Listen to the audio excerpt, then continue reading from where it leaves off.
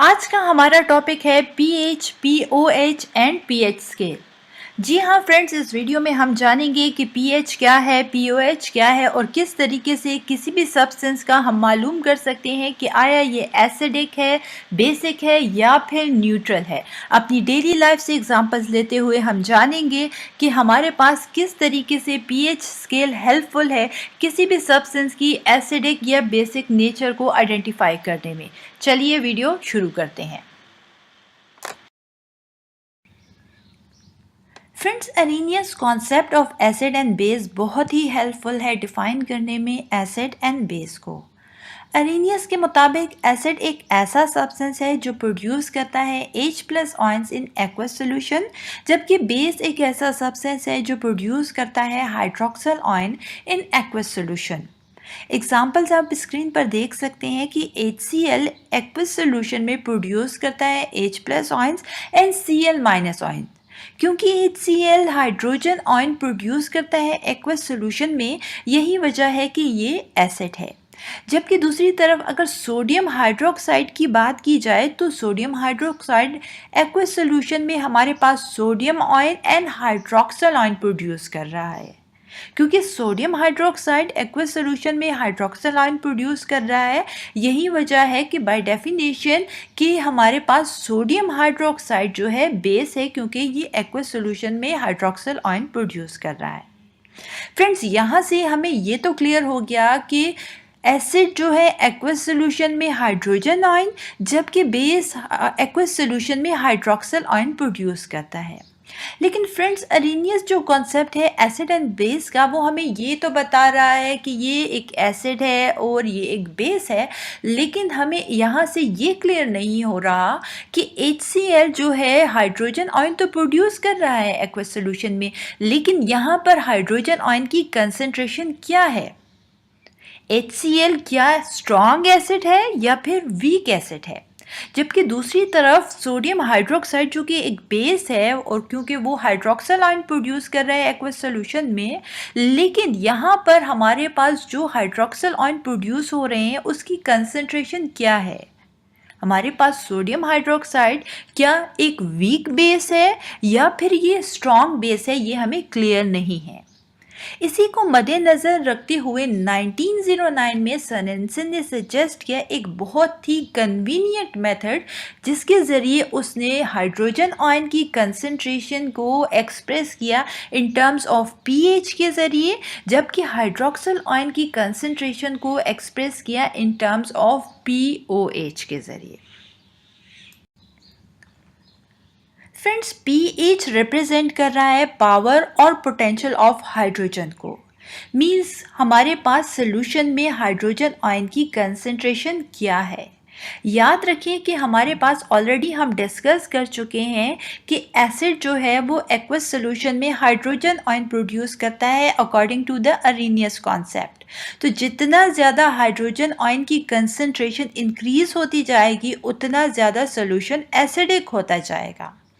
By definition, pH is the negative log of hydrogen ion और hydronium ion concentration.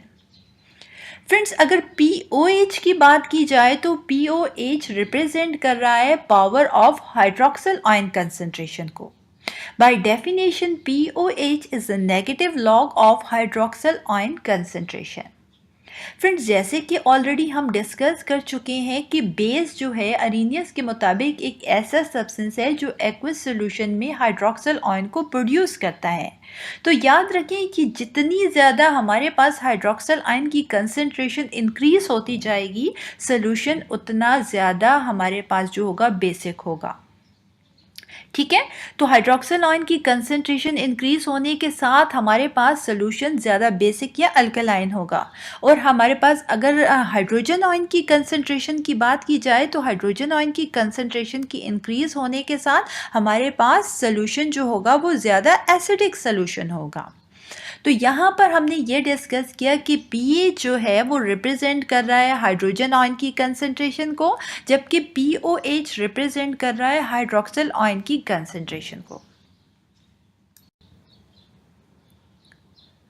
Discuss करते हैं relationship between hydrogen ion concentration and pH. जी हाँ friends, hydrogen ion concentration और pH के दरमियान क्या रिलेशनशिप है, चलिए जानते हैं।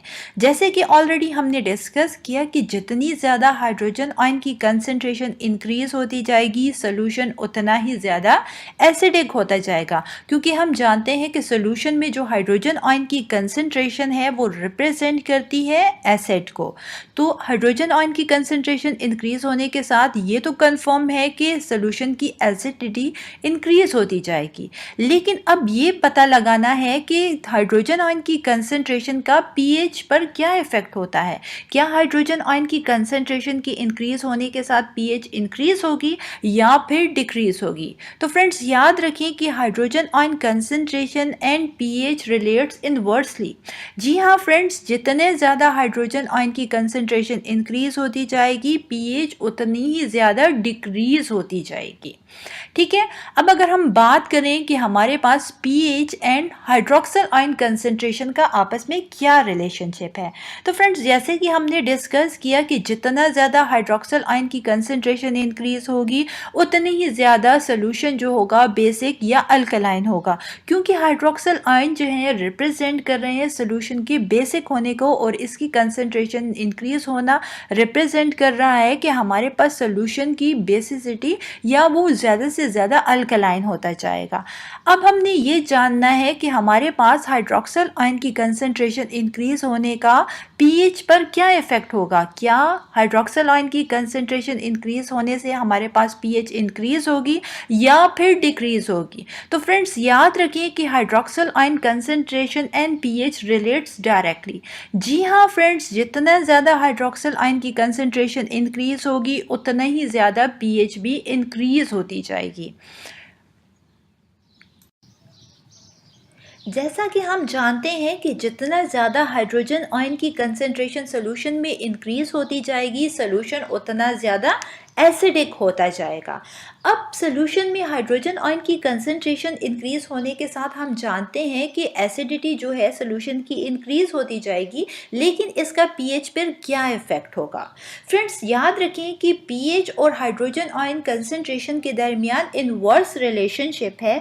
यही वजह है कि जितनी ज़्यादा हाइड्रोजन आयन की कंसंट्रेशन इंक्रीज होगी, पीएच उतनी ही डिक्रीज होती जाएगी, तभी सोल्यूशन जो होगा ज़्यादा से ज़्यादा एसिडिक कहलाएगा। जबकि दूसरी तरफ अगर पीएच और हाइड्रोक्सल आयन कंसंट्रेशन की बात की जाए, तो फ्रेंड्स याद रखें कि जितना ज़्यादा हाइड्रोक्सल आयन की कंसंट्रेशन सोल्यूशन में इंक्रीज होगी, हम जानते हैं कि सोल्यूशन उतना ज़्यादा बेसिक या अल्कलाइन होता जाएगा। लेकिन इसके साथ इसकी पीएच पर क्या इफेक्ट होगा, तो फ्रेंड्स पीएच जो है हमारे पास हाइड्रोक्सल आयन की कंसंट्रेशन के इंक्रीज होने के साथ पीएच इंक्रीज होगी, क्योंकि हाइड्रोक्सल आयन और पीएच के दरमियान डायरेक्ट रिलेशनशिप है। अब फ्रेंड्स हमने ये जानना है कि हमने ये डिस्कस कर लिया कि पीएच इंक्रीज हो रही है और पीएच डिक्रीज हो रही है। एसिडिक के केस में पीएच डिक्रीज होगी और बेसिक के केस में पीएच इंक्रीज होगी। लेकिन कितनी पीएच की रेंज होगी, किस रेंज में पीएच जो होगा कम होगा तो सोल्यूशन एसिडिक होगा, और किस रेंज में पीएच होगा कि जब सोल्यूशन जो होगा बेसिक होगा। फ्रेंड्स इसी को जानने के लिए हम यहाँ डिस्कस कर रहे हैं पीएच स्केल। पीएच स्केल क्या है friends? PH scale measures how acidic और basic a solution is. PH scale हमें ये बताता है कि सॉल्यूशन कितना एसिडिक या कितना बेसिक है। आप स्क्रीन पर देख सकते हैं कि हमारे पास ये पीएच स्केल ड्रॉ हुआ है। इसकी जो रेंज है आप देख सकते हैं, पीएच स्केल की जो रेंज है वो 0 to 14 है। यहाँ pH 7 जो है ये न्यूट्रल को रिप्रेजेंट कर रहा है। मीन्स जब कभी किसी सोल्यूशन या सब्सटेंस के pH 7 होगा फ्रेंड्स, तो याद रखिए कि वो सोल्यूशन या सब्सटेंस जो होगा वो न्यूट्रल होगा। अब जब pH हमारे पास लेस देन 7 होगा तो तब सोल्यूशन जो होगा वो एसिडिक होगा। लेस देन 7 से क्या मुराद है फ्रेंड्स? 7 से कम होगा मीन्स 6 हो गया, 5 हो गया, 4, 3, 2, 1, 0। जितना ज़्यादा हम पीएच को डिक्रीज करते जाएंगे अप टू 0, उतना ज़्यादा सोल्यूशन जो होगा उतना ज़्यादा एसिडिक होगा। दूसरी तरफ अगर पीएच की इंक्रीज करने की बात करते हैं तो फ्रेंड्स याद रखें कि जितनी पीएच हमारे पास ग्रेटर देन 7 होगी, मींस 8, 9, 10, 11, 12, 13, 14 अप टू 14, जितनी ज़्यादा पीएच इंक्रीज होती जाएगी 7 से आगे, तो उतना ज़्यादा सोल्यूशन जो होगा अल्कलाइन या बेसिक होता जाएगा। तो फ्रेंड्स पीएच स्केल हमें ये बताता है कि हमारे पास सोल्यूशन कितना एसिडिक या बेसिक या फिर न्यूट्रल है। जब सोल्यूशन हमारे पास ना एसिडिक होगा ना बेसिक होगा तो फ्रेंड वो क्या होगा, वो हमारे पास न्यूट्रल सोल्यूशन कहलाएगा। pH of some common substances from everyday life। जी हाँ फ्रेंड्स, यहाँ हम अपनी डे टू डे लाइफ से डिस्कस करेंगे कुछ सब्सटेंसेस की पीएच को देखते हुए कि क्या ये सब्सटेंस एसिडिक है, बेसिक है या फिर न्यूट्रल है। जैसा कि हम जानते हैं कि हमारे पास जो पीएच स्केल की रेंज होती है वो 0 to 14 है। पीएच 7 रिप्रेजेंट करता है किसी भी सब्सटेंस का न्यूट्रल होना। लेस देन पीएच 7 जो होगी वो रिप्रेजेंट करता है एसिडिक को, जबकि ग्रेटर देन 7 पीएच रिप्रेजेंट करता है बेसिक को। ठीक है फ्रेंड्स, अब यहाँ पर हम डे टू डे लाइफ से एग्जाम्पल लेते हैं। फर्स्ट एग्जाम्पल है हमारे पास बैटरी एसिड की। बैटरी एसिड जो है इसकी पीएच को अगर हम देखें तो ये है हमारे पास 0। फ्रेंड्स 0 पीएच रिप्रेजेंट कर रहा है कि सॉल्यूशन जो है वो स्ट्रांगली एसिडिक है, मींस स्ट्रांग एसिड को ये रिप्रेजेंट कर रहा है।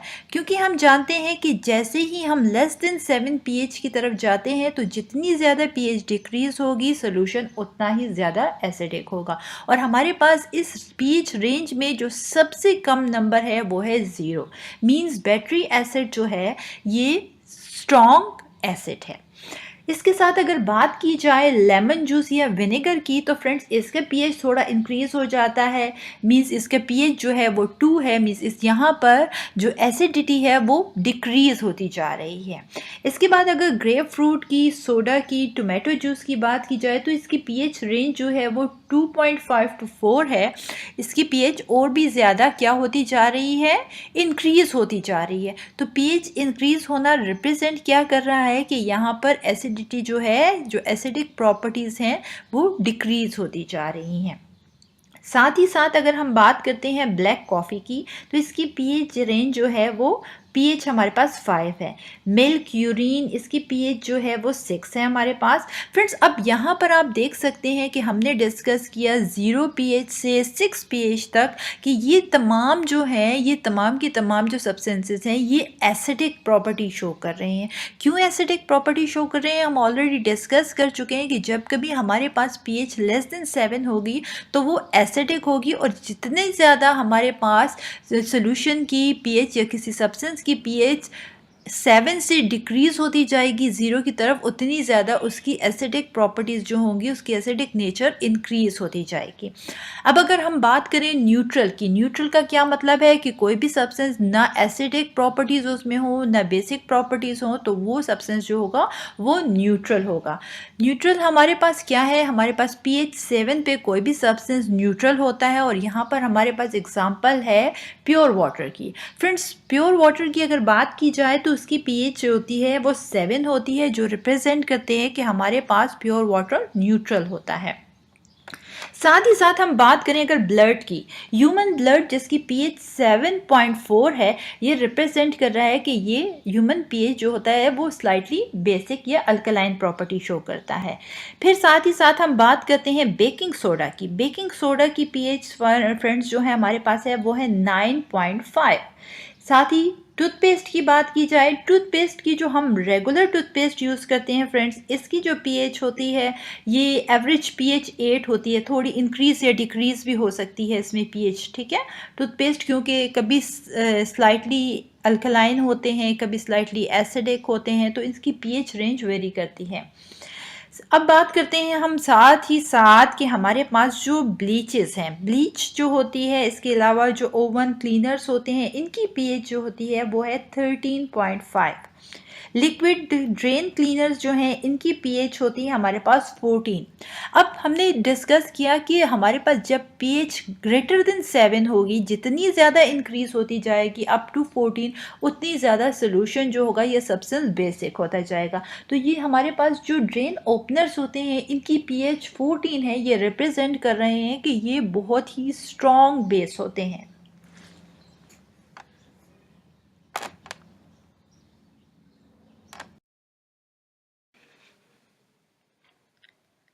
इस वीडियो को लाइक, शेयर और डिजिटल केमिस्ट्री चैनल को सब्सक्राइब ज़रूर कीजिएगा ताकि आपको हमारी आने वाली हर वीडियो की अपडेट्स मिलती रहे।